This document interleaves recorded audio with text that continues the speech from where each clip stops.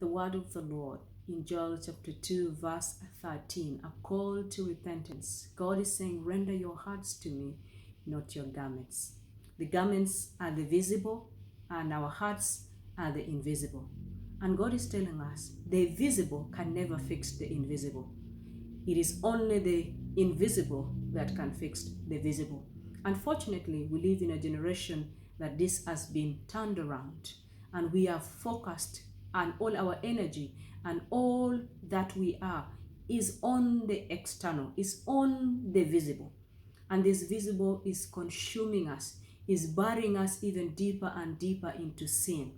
And it has given us even other ways of justifying it. Because all around us, people are committing sins. We think it is normal to live in it. God is saying, no, I am not looking at those people. I am looking at you.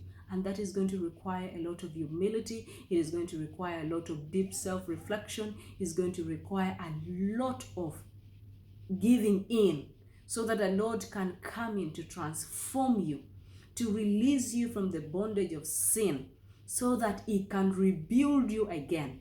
And this rebuilding, when it starts from the inside, it will be stronger from the outside. But because our rebuilding is always from the outside, it is more weaker from the inside. This is a call to you and me. Let's come back to the Lord in repentance. He is compassionate. He is slow to anger. He can forgive. He can relent and restore your life. Greater.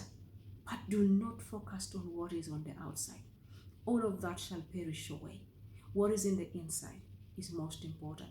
Start with you instead of seeing other people.